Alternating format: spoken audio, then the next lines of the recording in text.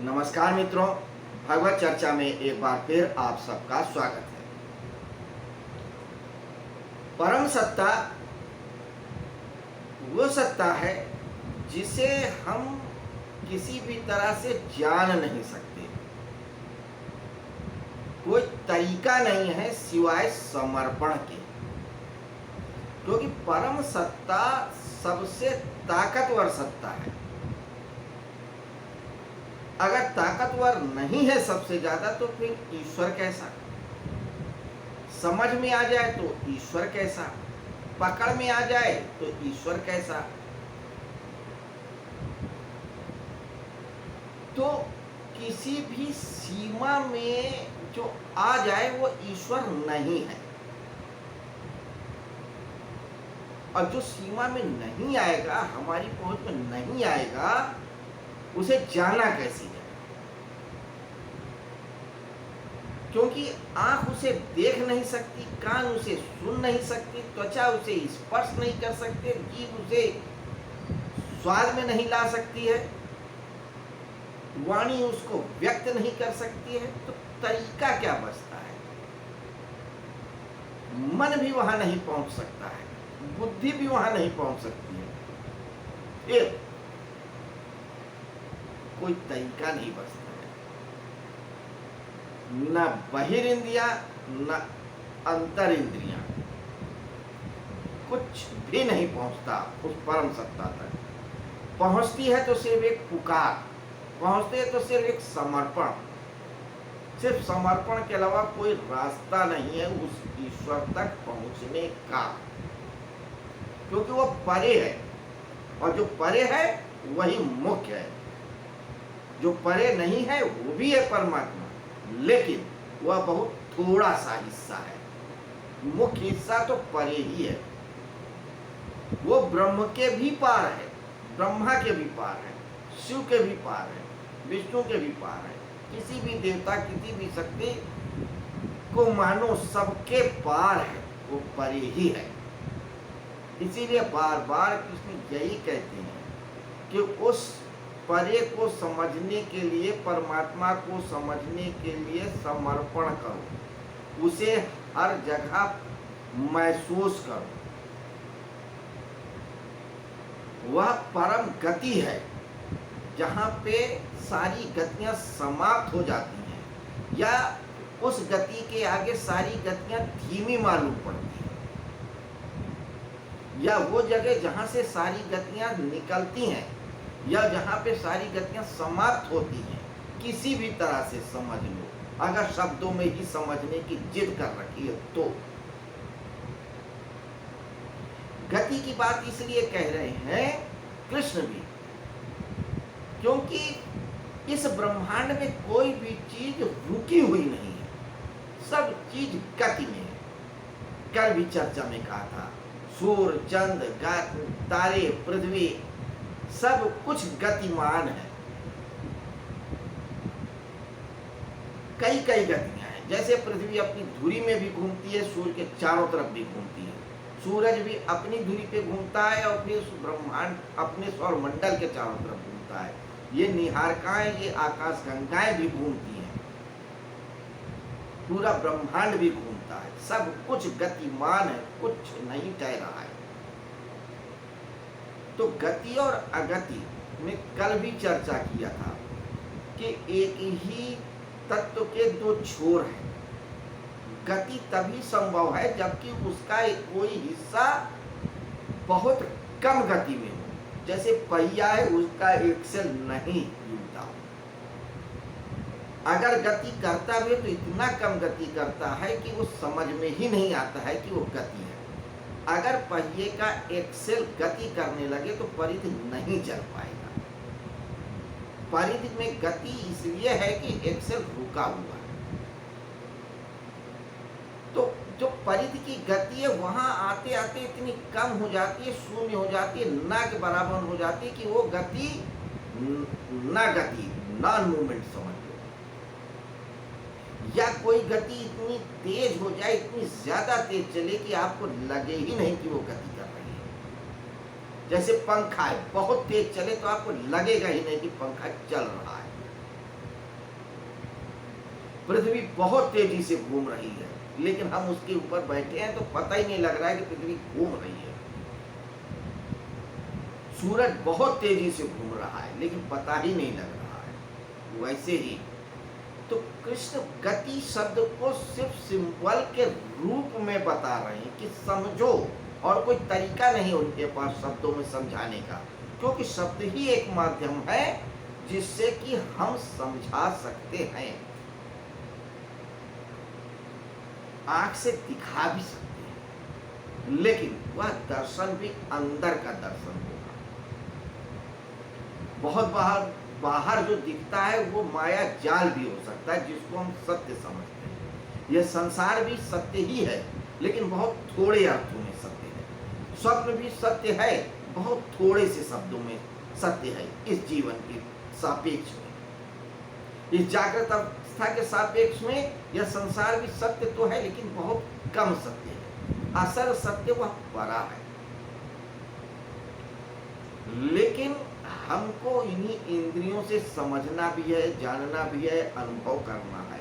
तो उन शब्दों को, उन माध्यमों को इस्तेमाल करने की बात होती है जो बहुत नजदीक तक लेके जाएं, चीजों को लगभग समझने की स्थिति में व्यक्ति आ जाए। इसलिए वो गति शब्द की बात कर रहे हैं भगवान श्री कृष्ण, क्योंकि सब कुछ गतिमान है। अब तो वैज्ञानिक कहते हैं कि पहाड़ भी है तो गति कर रहा है, क्योंकि उसके अंदर जो इलेक्ट्रॉन, प्रोटॉन, न्यूट्रॉन है वो हमेशा गतिमान है, चलायमान है, रुकते नहीं, वो भी गति कर रही है। अगर विज्ञान की भाषा में बात करो तो ये दीवार भी गति कर रही है, रुकी हुई नहीं नजर आएगी। हमारा शरीर भी है, जो भी हिस्सा रुका हुआ लगता है वो भी गतिमान है, सब कुछ गतिमान है। इसलिए उस गति की बात कर रहे हैं, परम गति की बात कर रहे हैं। हे अर्जुन, तू उस मोमेंट, उस केंद्र पे पहुंच जा, या उस पहिए के उस स्तर पर पहुंच जा जहां पे गति इतनी तेज हो कि वो गति ना लगे, या उस केंद्र पर पहुंच जा जहां पे गति इतनी धीमी हो जाए कि गति ना लगे, वो परम गति हो जाए। और वो परम गति ही मेरा धाम है, मेरा घर है, मेरे जगह है। वहां पे आज करके कोई भी चीज प्रभावित नहीं कर सकती, क्योंकि वह इतना सूक्ष्म हो जाता है, या तो कि वहां पे काल भी नहीं जा पाती है, काल नहीं पहुंच पाता है, दिशा नहीं पहुंच पाता है, विचार नहीं पहुंच पाता है, भाव नहीं पहुंच पाता है। सिर्फ भाव बहुत हद तक पहुंचता है, इसलिए वो कुछ समझ पाता है।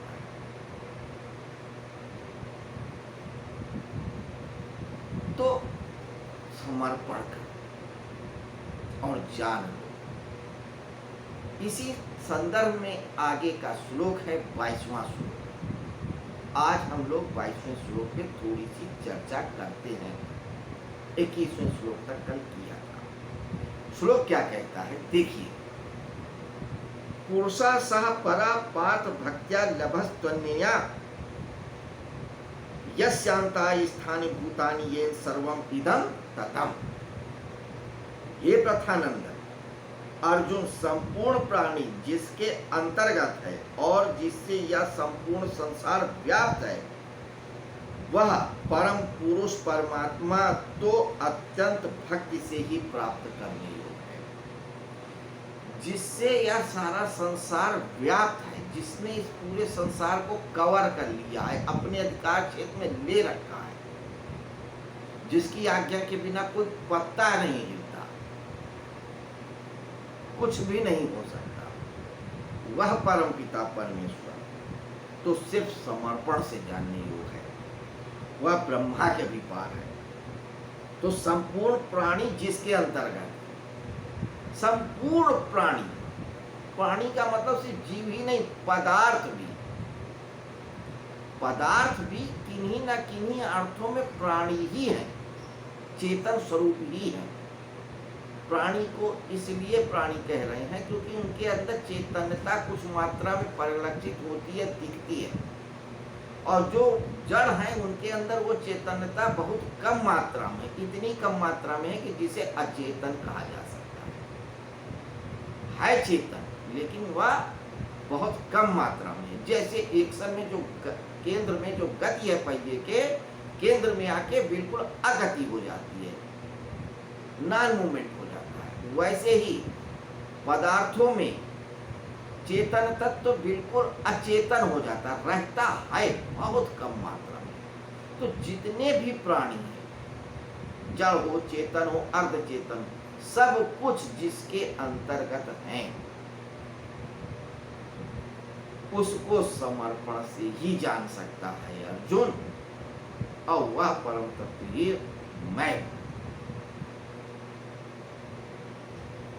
तो जिसके अंदर जिसका वह संपूर्ण संसार व्याप्त है उसको समर्पण से जान सकते हैं, और कोई तरीका ही नहीं है।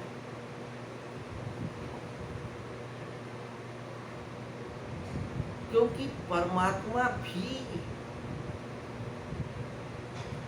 अहंकार रहित है,